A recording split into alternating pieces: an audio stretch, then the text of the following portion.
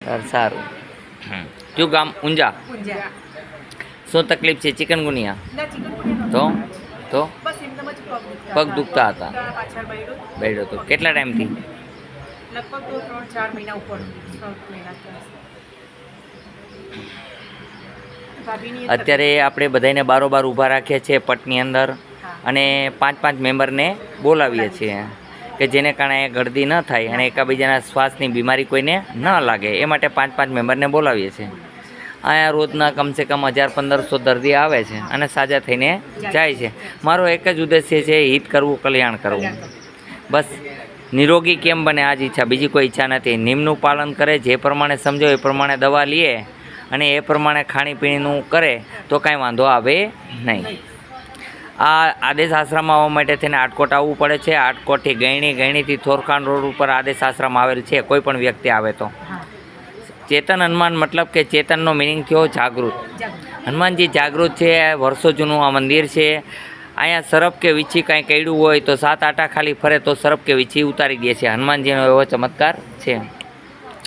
બીજા નંબરની અંદર અત્યારે મારી પૂરતી સહાય કરે છે. હું એક વેદ છું, દેશી દવાનો બધો જાણકાર છું. સાથે સાથે હનુમાનજી મહારાજ એવી મદદ કરે છે કે જેને કારણે ગાદીએ બેસાડું છું એને. કહી રીસપતિ સુનો હનુમાન કા સુપસોદરે બલવાના પવન તને બલ પવન સમાનમ બુદ્ધિ વિવેક વિજ્ઞાન તને કૌન સો કાચ કઠિન જગમાં અહીં જો નહીં હોતા તુમ પાય. રીસે કીધેલું કે હે હનુમાનજી મહારાજ એવું કયું કામ છે કે તમારી રીતે ન થાય? તો આ મંત્ર દ્વારા હું એને અહીં બોલાવું છું અને આ બધાના રોગનો ઉપચાર કરે છે. હનુમાનજીની કૃપાથી બધા નિરોગી થઈને જાય છે. અહીંનો સમય છે સવારે 9 થી 12, સાંજે 4 થી 6. સોમવારને દિવસે રજા રહેશે. આદેશનું પાલન કરવા નમ્ર વિનંતી. બોલો બધાય જય હનુમાન. અત્યારે તમે લગાડી દવા, કેવું લાગે છે? જોઈ લો. ફ્રી હોવ, જોઈ લો. ફ્રી લાગો છે? હા. એ મારી દવા એવી છે, હું જાતે જ બનાવું છું. 5 પ્રકારની દવા હું બનાવું છું. જેમ કે ચિકનગુનિયાની દવા, જેમ કે માલિશ કરવાનું ઓઇલ. મારા માલિશ કરવાના ઓઇલથી ફાયદા: શરદી ગમે એવી હોય તો એ તોડી નાખે છે. નસ નાડી બ્લોક હોય તો એને ખોલી નાખે છે. માઇગ્રેનની બીમારી હોય, માથાની બીમારી હોય તો એને દૂર કરી દે છે.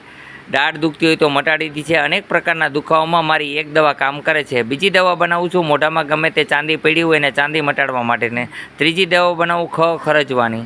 ચોથી દવા બનાવું છું એક શેમ્પૂ કે જેને કારણે માથાના વાળ ખરતા હોય કે ખોડો રહેતો હોય તો એ પણ તકલીફ દૂર થાય. એવી 4 થી 5 પ્રકારની હું દવા બનાવું છું. બોલો જય હિન્દ, જય ભારત, જય હનુમાન. જય હનુમાન.